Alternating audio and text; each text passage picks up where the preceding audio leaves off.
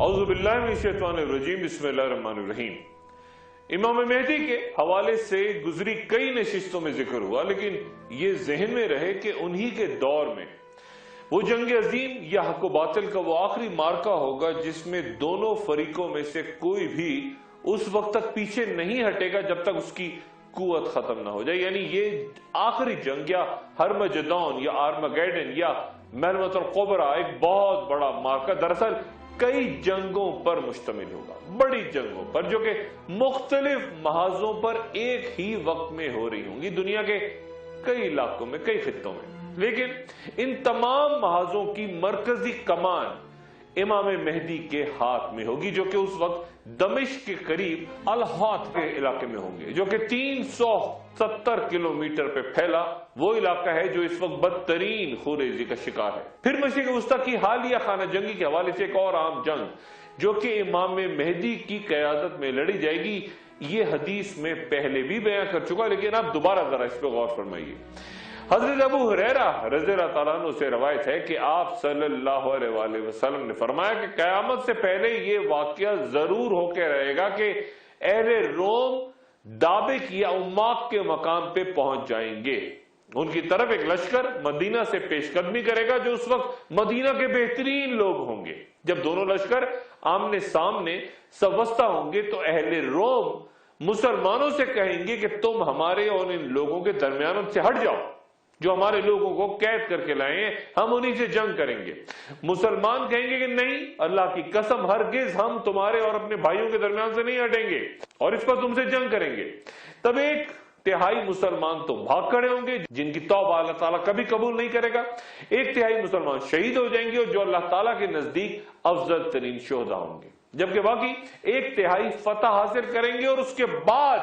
یہ لوگ قسطنطنیہ کو فتح کریں گے اور اپنی تلواریں زیتون کے درختوں پر لگا کر ابھی مال غنیمت تقسیم کر ہی رہے ہوں گے کہ شیطان ان میں چیخ لگا کر آواز لگائے گا کہ مسیح دجال تمہارے پیچھے گھروں میں گھس گیا ہے۔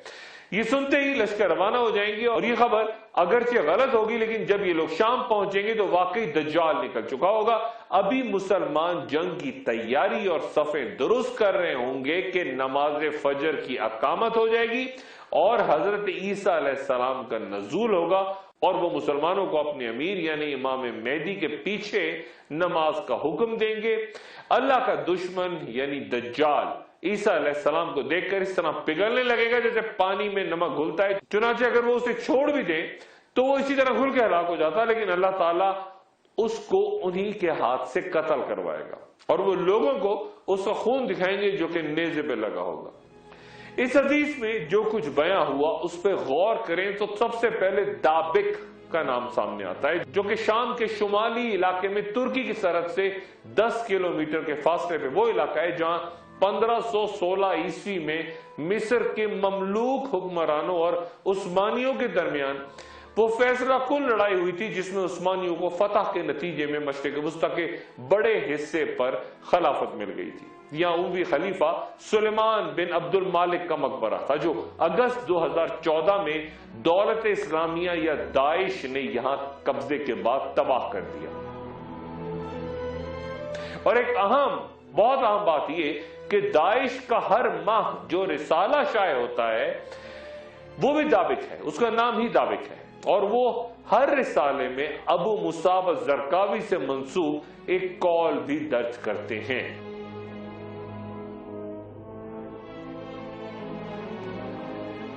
جو حدیث مبارکہ میں نے بیان کی اس میں ایک اور مقام کا ذکر ہے یعنی اماق، جو کہ ترکی کے جنوب میں ایک جگہ ہے۔ یعنی دو مقامات دابق اور اماق پر بڑی جنگوں کا ذکر ہے احادیث میں۔ انتہائی حیران کن بات یہ کہ 1400 سال پہلے ان مقامات کی نشاندہی کی گئی ہے جہاں آج تسلط کے لیے خوریزی ہو رہی ہے۔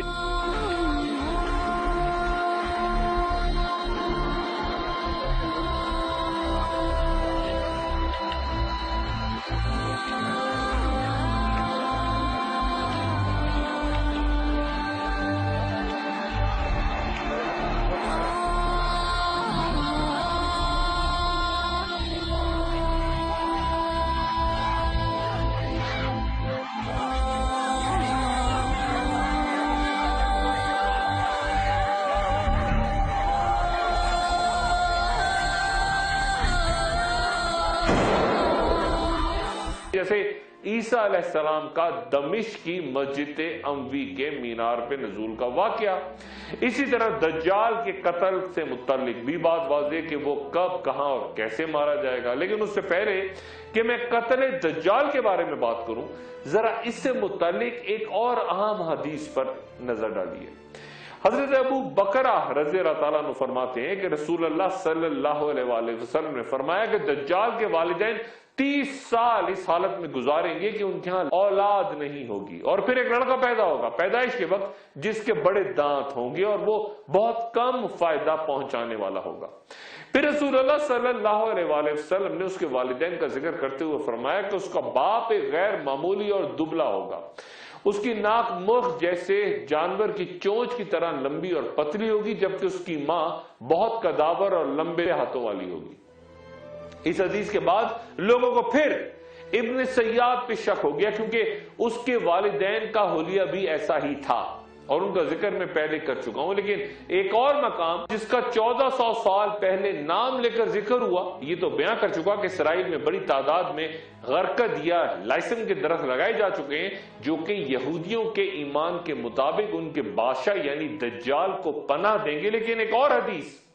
ملاحظہ فرمائیے، حضرت مجمع بن جاری انصاری رضی اللہ تعالیٰ عنہ سے روایت ہے کہ رسول اللہ صلی اللہ علیہ وآلہ وسلم نے فرمایا کہ عیسیٰ ابن مریم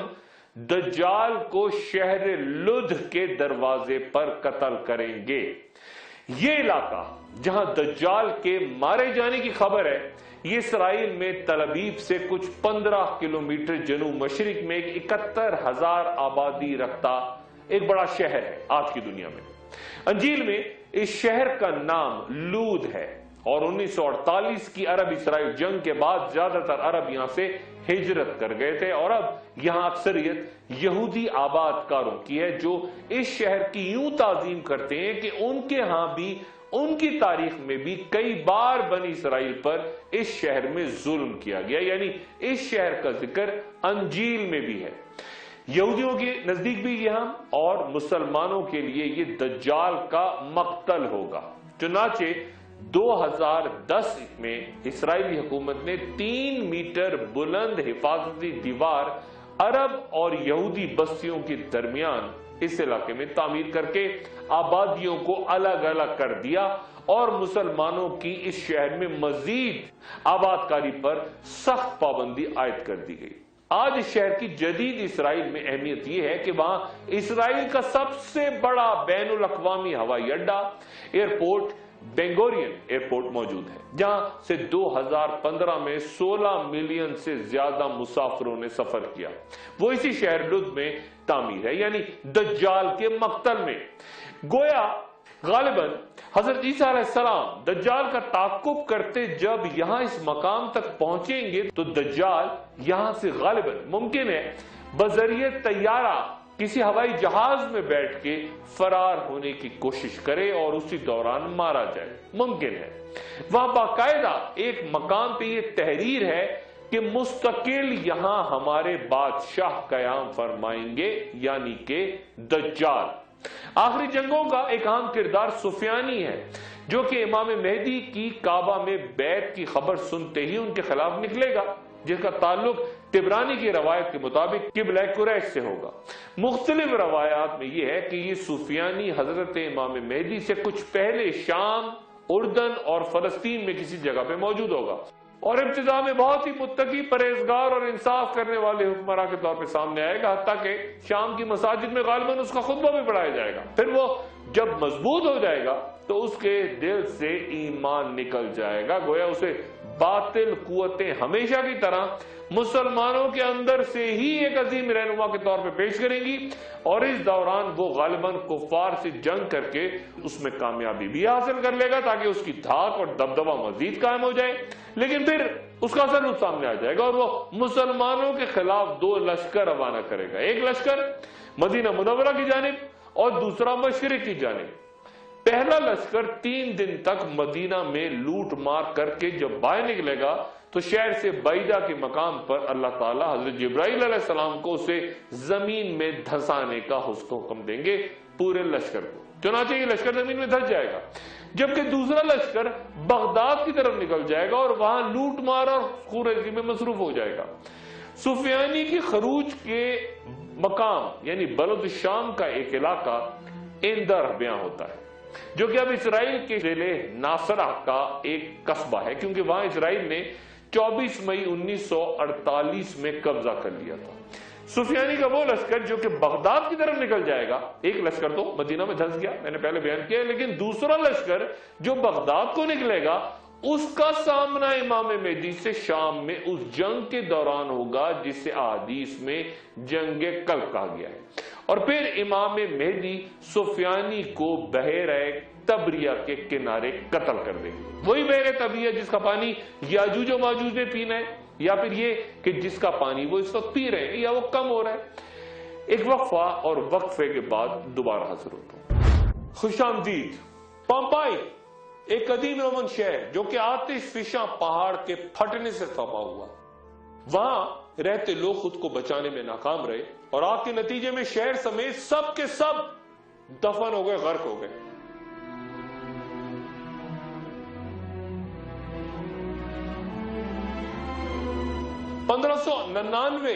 عیسوی میں ایک کسان نے کنواں کھودنے کے لیے اس علاقے میں جب کھدائی شروع کی تو وہ حیرت سے جیسے جکڑ کے رہ گیا. ایک پورا کا پورا شہر اس طرح زمین سے نکلا کہ ایک بھٹی میں پھپوندی لگی روٹی تک اپنی جگہ موجود تھی جو تباہی کے وقت تیار کی جا رہی تھی. ایک شاندار شہر جہاں ایک معروف مصروف بندرگاہ تک موجود، اور پھر 2 تھیٹرز، کھیل کود کا ایک بڑا میدان، مارکیٹیں، گرم اور سرد غسل خانے، شاندار سرکاری عمارتیں اور کم سے کم 90 مسافر خانے اور ہوٹلز. یہ شہر کئی 100 سال تک قائم رہتا یا ہزاروں سال تک اگر ایک مہلک ترین آتش فشاں پہاڑ کے سائے یہ شہر آباد نہ ہوا ہوتا. جب راک اور پتھر اور کھولتا ہوا لاوا ایک ساتھ اس شہر پہ گرے تو کہا جاتا ہے کہ 20,000 باشندوں میں سے کئی نے سمندر کی طرف بھاگنے کی کوشش کی، لیکن وہ راستے بھی بند ہو چکے تھے اور تباہی پھر 18 گھنٹے تک جاری رہی. جب سب کچھ ٹھنڈا ہوا تو کوئی ثبوت ہی نہیں تھا کہ یہاں کبھی کوئی بستی بھی ہوا کرتی تھی. 1,500 سال زمین کے نیچے دفن رہنے کے بعد اب گزرے 250 سال سے ہر سال کہا جاتا ہے کہ 22 لاکھ سیاح اس جگہ جاتے ہیں، تفریح کرتے ہیں، دیکھتے ہیں. یہ علاقہ ان کو اپنا میزبان بناتا ہے. یہ ویرانی، وحشت کے ٹھکانے، لوگ جہاں آتے تو دیکھنے کے لیے، تفریح کے لیے، سیاحت کے لیے، شاید کچھ عبرت بھی حاصل کرتے ہیں.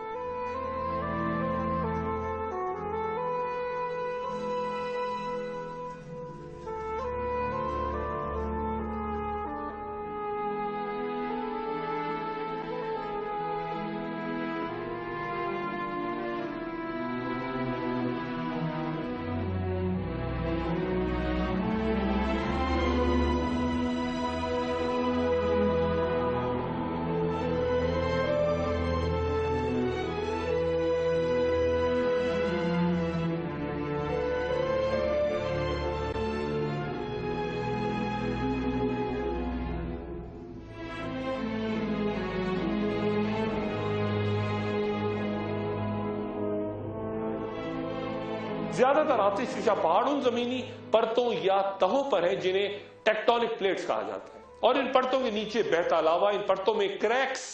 کے باعث جب کریکس آتے ہیں تو یہ چٹانیں کمزور ہو جاتی ہیں اور یہ لاوا باہر نکل آتا ہے. یعنی لاوا اگلنے میں ان کریکس کا جو پرتوں پہ نمودار ہوتے ہیں ان کا انتہائی عام کردار ہوتا ہے. ان پرتوں کی حرکتیں صرف آتش فشاں پہاڑوں سے لاوے کا سبب نہیں بنتی بلکہ ایک اور عذاب بھی ظاہر ہوتا ہے،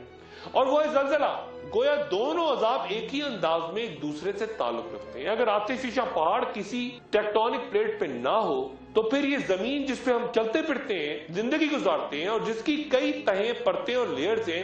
ان میں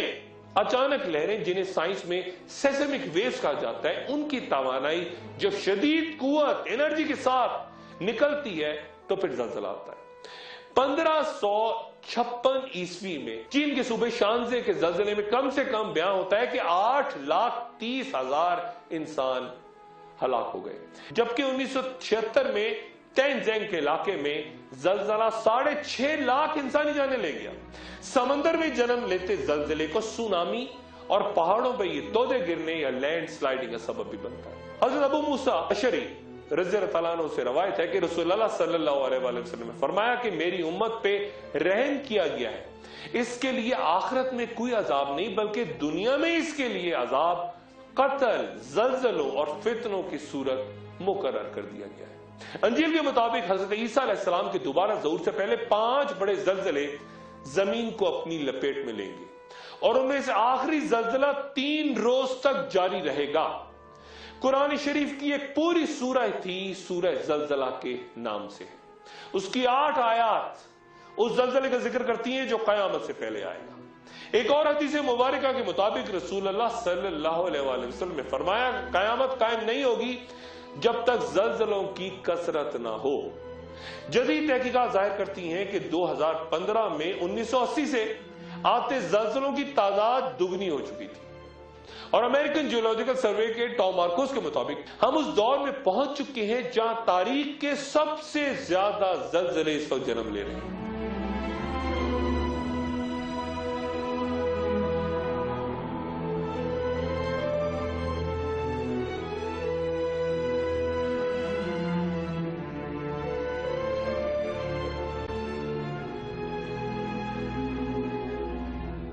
एक गुज़री नशिस्त में जिक्र किया था कि अलामत कुबरा में से एक अहम तरीन सूरज का मगरिब से तुलू होना है, जिसके बाद तौबा का दरवाजा बंद हो जाएगा। लेकिन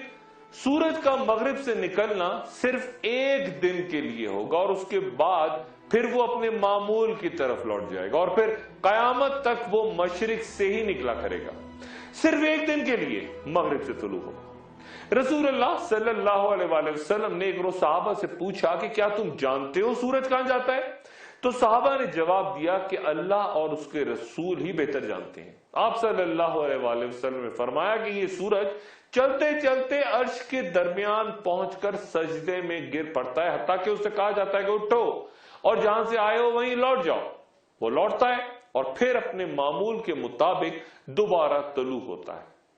एक रोज वो चलेगा, लेकिन जब अर्श के नीचे ठहरने की जगह पहुंचेगा तो उसे कहा जाएगा कि उठो और आज जाके मगरिब से तुलू हो जाओ।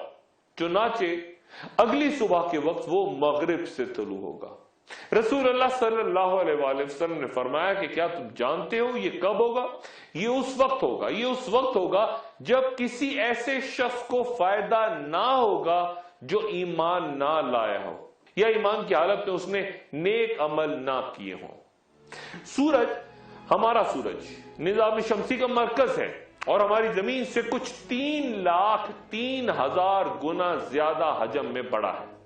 सूरज एक सितारा है जो कि ज्यादातर हाइड्रोजन या लिथियम गैसों से बना हुआ है और तकरीबन 4 अरब साल से इसी तरह चमक रहा है। ये उसकी उम्र बयान होती है और जदीद साइंस के मुताबिक ये सितारा दीगर सितारों की तरह तेजी से अपने खात्मे की तरफ बढ़ रहा है, लेकिन इस दौरान ये मजीद गर्म होता जा रहा है, इसका दर्जा हरारत बढ़ रहा है। ये मादे के इन्हदाम या एक बड़े मॉलिक्यूलर क्लाउड में ग्रेविटेशनल कोलैप्स के नतीजे में वजूद में आया था और ये ज़हन में रहे कि सूरज अपनी जगह से हरकत नहीं करता बल्कि जमीन अपने मदार पे घूमती है, जिसके बायस हमें सूरज हरकत करता नजर आता है। बिल्कुल इसी तरह जैसे आप तसव्वुर करें कि गाड़ी में आप सफर कर रहे हो तो गाड़ी से बाहर आपको दरख्त, इमारतें, सब कुछ पीछे की तरफ हरकत करते नजर आते हैं। अब जब हम जमीन पे खड़े होकर सूरज को देखते हैं तो ना हम हरकत कर रहे होते हैं ना ही सूरज हरकत कर रहा होता है, बल्कि गाड़ी की तरह सिर्फ जमीन हरकत कर रही होती है। जमीन मशरिक की तरफ अपने मिदार में घूमती है और चंद मुफस्सिरीन के मुताबिक वो अचानक उस वक्त अपनी गर्दिश तब्दील कर देगी। लेकिन चंद उलमा मगरिब से सूरज के तलू होने को भी अलामती करार देते हैं और मगरिबी और लादीनी तहजीब जो कि इंतहाई पुरकशिश और आंखें खीरा करती तमाम दुनिया को अपनी लपेट में ले रही है, वो उसे सूरज का असल धोखा या सराब करार देती है। توبہ کا دروازہ بند ہونے پر بھی علماء میں اختلاف ہے، اور چند کے نزدیک مسلمان چونکہ اپنے گناہوں کا ارتکاب کرنے کے بعد انفرادی طور پہ توبہ بھی کرتے ہیں، خود کو گناہگار بھی کہتے ہیں، اس لیے یہ توبہ کا دروازہ مسلمانوں پہ بند نہیں ہوگا، بلکہ یہ یہودی جو کہ انفرادی بھی نہیں اور اجتماعی بھی نہیں، توبہ ہی نہیں کرتے، بلکہ خدا کا منتخب بندہ خود کو کہتے ہیں، چوزن پیپل کہتے ہیں، ان کو توبہ کی ضرورت ہی نہیں، یہ دروازہ ان کے لیے بند ہو جائے گا۔ اللہ تعالیٰ فرماتے ہیں ان کی توبہ نہیں جو برائیاں کرتے چلے جاتے ہیں یہاں تک کہ ان میں سے کسی کے پاس موت آ جائے تو کہہ دے کہ اب میں نے توبہ کی، اور ان کی توبہ بھی قبول نہیں جو کہ کفر پہ ہی مر جائیں۔ یہی وہ لوگ ہیں جن کے لیے ہم نے المناک عذاب تیار کر کے رکھا ہے۔ توبہ سے متعلق ایک اور حدیث یوں ہے کہ حضرت ابو موسیٰ رضی اللہ تعالیٰ عنہ سے روایت ہے کہ اللہ تعالیٰ رات کے وقت ہاتھ پھیلاتے ہیں کہ شاید دن کے وقت گناہ کرنے والا توبہ کر لے، اور دن کے وقت ہاتھ پھیلاتے ہیں کہ شاید رات کو گناہ کرنے والا توبہ کرے، اور وہ تب تک ایسا کرتے رہیں گے جب تک سورج مغرب سے طلوع نہ ہو جائے۔ توبہ کا دروازہ بند ہونا قیامت کی علامات کبریٰ میں سے ایک انتہائی اہم علامت ہے، ایک ایسی ساعت، ایک ایسا وقت جس کے بعد ہزاروں سال سے زمین پر آباد انسان پھر کسی دعا، کسی مغفرت، کسی توبہ التجا کے لیے ہاتھ نہیں اٹھا سکے گا۔ ایک وقفہ، اور وقفے کے بعد دوبارہ حاضر ہوتا ہوں۔ خوش آمدید۔ چند سال پہلے تک، خصوصاً سر جنگ کے خاتمے کے بعد، یہ تصور تک نہیں ہو سکتا تھا کسی دانشور، کسی تجزیہ کار کے ذہن میں کہ دنیا میں اس قدر بڑے پیمانے پر نہ ختم ہونے والی جنگیں اپنی لپیٹ میں لیں گی ساری دنیا کو۔ وہ خطرناک جنگیں جو نہ صرف مہلک اسلحے سے فوجیں لڑ رہی ہیں، مختلف گروہ لڑ رہے ہیں، بلکہ سفارتی، معاشرتی اور نفسیاتی طور پر ریاستیں اپنے مخالفین کو برباد کرنے پر ہر میدان میں تلی ہیں اور آ چکی ہیں آمنے سامنے۔ کس طرح صف بندیاں ہوئی ہیں ہم یہ بھی نہیں جانتے۔ ملک ٹوٹ رہے ہیں، ریاستیں بکھر رہی ہیں، سرحدیں مٹ رہی ہیں، اتحاد ختم ہو رہے ہیں، اور قومیں اپنی شناخت کھو رہی ہیں۔ نہ صرف مشرق وسطیٰ بلکہ چین کے پانیوں، بحر ہند میں، بلکہ یورپ، امریکہ، تمام دنیا آنے والے دنوں کی چاپ سن رہی ہے، سہم کے، ڈر کے۔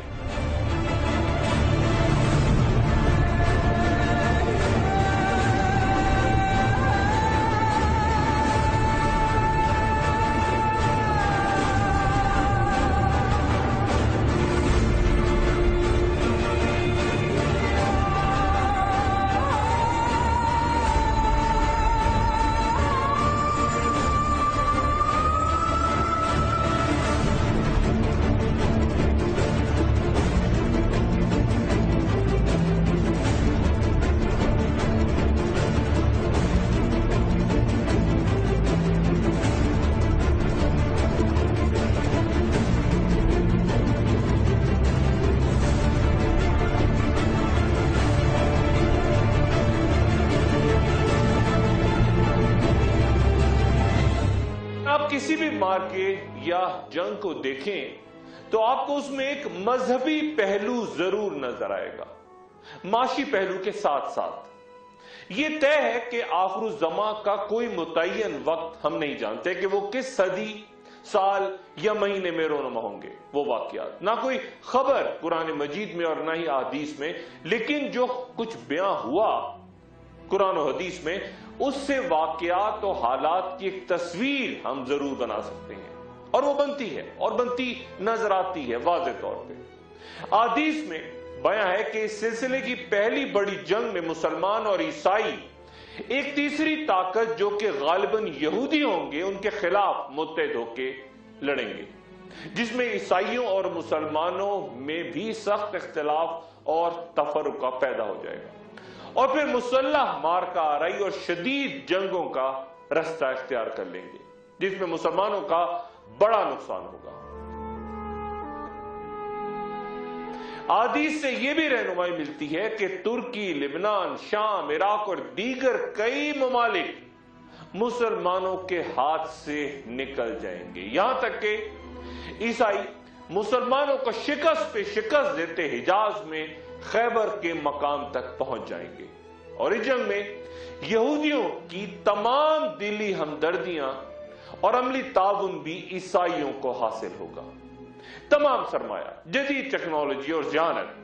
लेकिन यहूदी अमलन जंग में शरीक नहीं होंगे। खुल के फौजें उनके सामने नहीं आएंगी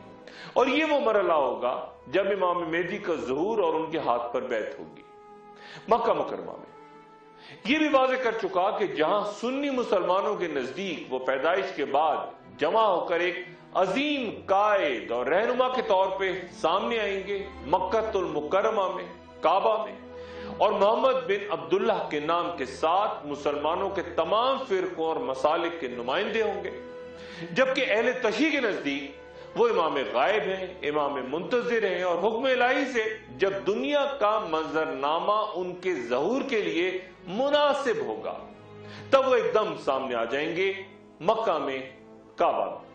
और उनका नाम इमाम मोहम्मद बिन इमाम हसन अस्करी है, वो मौजूद हैं। तमाम मुसलमान इमाम मेहदी की क़यादत में ईसाइयों से जंग करके कुस्तंतुनिया तक पहुंच जाएंगे और जब कुस्तंतुनिया को आजाद करवा रहे होंगे ईसाइयों के चुंगल से, तो तब वो तीसरा मरहला शुरू होगा जब अचानक दज्जाल जाहिर होगा, जो कि नस्लन यहूदी होगा और भरपूर ताकत के साथ मुसलमानों पर तब हमलावर होगा जब मुसलमान तन्हा होंगे और एक बार फिर उन्हें शदीद हजीमत और शिकस्त का सामना करना पड़ेगा और वो दमिश्क की तरफ पलटेंगे और तभी ईसा अलैहिस्सलाम वहां की मस्जिद पर नजूल फरमाएंगे। दुनिया के हालात और अहादीस वाज़ेह करते हैं कि कठिन दौर जारी है, लेकिन मुश्किल तरीन वक्त आने वाला है। कतरे के गौहर होने तक क्या कुछ बीतेगा, कुरान और हदीस हमें बहुत कुछ बताते हैं। आखिर ज़मा पे शक करना कुफर है और आने वाले दिनों में इन नशिस्तों में आपके सवालात का भी कुछ जवाब देने की कोशिश करूंगा।